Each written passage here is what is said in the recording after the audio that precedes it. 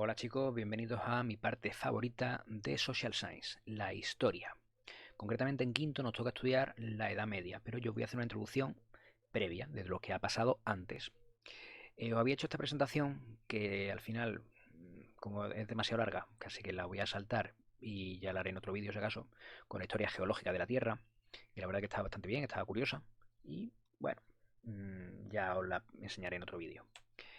Aquí vamos a empezar con la historia antropológica, es decir, la historia del ser humano. ¿Y en qué momento los mamíferos evolucionaron lo suficiente como para ser considerados una de esas especies humanas? Pues en el momento en el que fueron capaces de fabricar herramientas. Y la primera especie capaz de fabricar herramientas fue el Homo habilis. Esto ocurrió más o menos en torno al año 2 millones y medio antes de Cristo. Importante, el Homo habilis es una especie humana, pero no es el ser humano que nosotros somos hoy día. Somos el Homo sapiens, que me estoy dando cuenta de que no lo he puesto, debería estar por aquí. La cosa es que nosotros no somos Homo habilis, somos otra especie humana, ¿vale? Porque ha habido varias especies humanas. De hecho, siempre sale el tema de no, es que el hombre viene del mono. No, el hombre no viene del mono. El hombre y el mono son primos lejanos que tienen antepasados comunes, ¿vale? Igual que el Homo habilis y el Homo sapiens tienen antepasados comunes, ¿vale?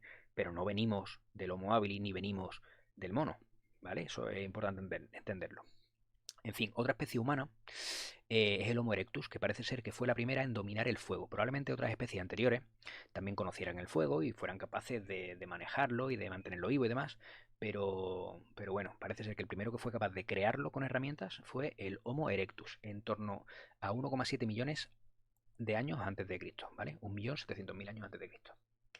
Vemos también por aquí que os he puesto las pinturas de Atapuerca, en Burgos, que parece que son de hace 800.000 años. Vemos también aquí a la Venus de Willendorf, que es quizá la estatuilla más famosa de la prehistoria. Se cree que se talló en torno al año 28.000 a.C. Y eso, y aquí ya os digo, me falta el Homo sapiens, que aparecería, o los primeros restos que se han encontrado de Homo sapiens, los más antiguos, son de hace unos 300.000 años, más o menos. Bueno, siguiendo con la línea esta del tiempo, hacia la derecha, nos encontramos que cuando llega la lupa y amplía la imagen, la línea ahora es más gordita, evidentemente, y cambia de colores. La parte morada también es prehistoria.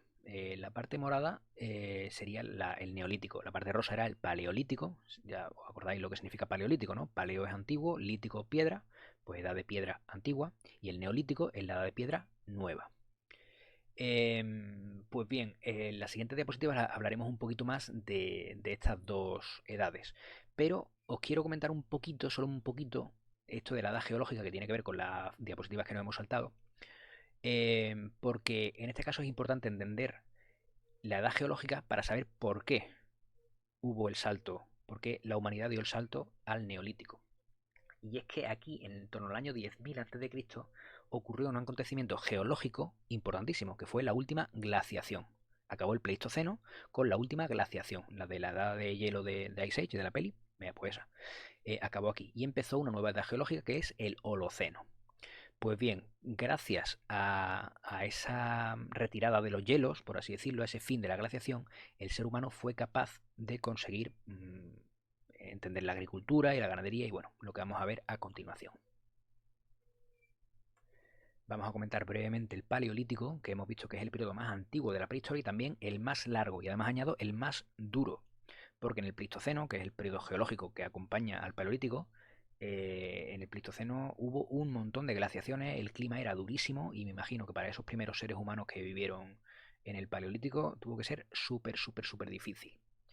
Vemos ahí que éramos nómadas, es decir, no vivíamos siempre en el mismo sitio, sino que íbamos cambiando de casa, ¿no? Por así decirlo. ¿Por qué? Pues porque dependíamos de las frutas que pudiéramos recolectar, de las manadas de animales que hubiera cerca para poder cazarlas. Y entonces, bueno, me imagino que en invierno pues, habría que ir a buscar zonas cálidas, en fin, tuvo que ser bastante, bastante duro. Éramos principalmente cazadores y recolectores. Ahora hemos visto que con el fin de la última edad de hielo, de la última glaciación, llegamos al neolítico. El clima favorable posibilita que se descubra cómo hacer que crezcan los árboles y otros cultivos. Y bueno, también eso favorece la domesticación de animales, a los que se les puede alimentar, se les puede criar. Y bueno, pues esos son los principales avances. Que hemos pasado de ser cazadores y recolectores a tener aquí la comida y los animales, ¿vale? A dedicarnos a la agricultura y la ganadería. Y ahora que tenemos la comida aquí, ¿para qué vamos a irnos a otro lado? ¿Para qué vamos a movernos de un sitio a otro? Pues dejamos de ser nómadas y nos volvemos sedentarios. Empezamos a crear pequeñas comunidades que cada vez van creciendo. no sé, las fortificamos para poder defendernos y poco a poco se van creando lo que serían las grandes civilizaciones de la antigüedad. Tenemos aquí las 4 grandes civilizaciones que estudiamos el año pasado, que son Mesopotamia, Egipto, Grecia y Roma. Tenemos que la historia antigua comienza con los primeros restos de escritura que han llegado a nuestros días, que son del año 3500 a.C., más o menos, y vemos que acabará en el 466 con la caída del Imperio Romano de Occidente. Vamos a refrescar un poquito la memoria sobre Mesopotamia. Decíamos que era un conjunto de civilizaciones, o más bien un conjunto de ciudades-estado que en determinado momento gobernarán unas sobre otras. Esto de ciudad-estado quiere decir que no eran países como tal, sino que eran ciudades que se gobernaban, tenían su propia su propio gobierno, pero es verdad que compartían pues religión, compartían lengua, compartían escritura, ¿vale? Bueno, y vemos ahí que aquí surgió el primer sistema de escritura, también surgió aquí la rueda, importante. Vemos aquí un par de monumentos. Tenemos aquí en primer lugar la puerta de Istar de Babilonia, que ha llegado a nuestros días. La tenemos aquí en el Museo de Pérgamo, en Berlín. La puerta está, por lo menos este cachito de aquí, está en el Museo de Pérgamo, en Berlín. Esto es una recreación de cómo podía haber sido. Y aquí abajo tenemos los jardines colgantes de Babilonia, que era una de las 7 maravillas del mundo que nos ha llegado a nuestros días. Tenemos aquí también una representación del Zigurat de Ur, y aquí cómo está hoy en día el Zigurat de Ur. No está del todo derrumbado. Bueno, algo se puede ver, algo es algo.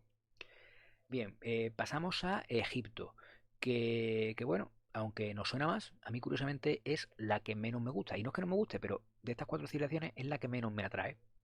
Pero bueno, no obstante, la verdad que fueron unos cracks, sobre todo en ingeniería hidráulica, es decir, en todo lo que tiene que ver con el control del agua. También, como ocurre en Mesopotamia, pues Egipto estaba compuesto de muchas ciudades establecidas en torno a un río, que en este caso es el Nilo, solo que estas ciudades no eran tan independientes como Mesopotamia, sino que estaban algo más unificadas, bajo el poder de un faraón. Como pone ahí, eran politeístas. Poli significa muchos, teísta significa Dios, ¿vale? Teo es Dios. Pues politeístas que creían en muchos dioses. Aunque hubo un pequeño periodo de tiempo con el faraón Amenofis IV, o Amenhotep, porque tenía varios nombres este señor. Y la cosa es que con él en el poder Egipto deja el politeísmo y se convierte al monoteísmo, es decir, creen en un único dios, en Atón, se llamaba. De hecho, este faraón, Amenofis IV, se cambia el nombre a Akenatón. Pero la verdad es que le duró poco el monoteísmo, porque su hijo y sucesor, Tutankamón, que vemos aquí su máscara funeraria, pues Tutankamón resulta que cuando llega al poder, pues decide que se vuelva al politeísmo. Bueno, vemos también que construían pirámides, que eran monumentos funerarios. Vemos aquí que destaca la gran pirámide de Giza, que es otra de las 7 maravillas del mundo antiguo y es la única que ha llegado a nuestros días, por desgracia. Por desgracia para las otras, evidentemente. Es una bendición que haya llegado a nuestros días la pirámide de Giza, pero me hubiera gustado que hubieran llegado también las otras.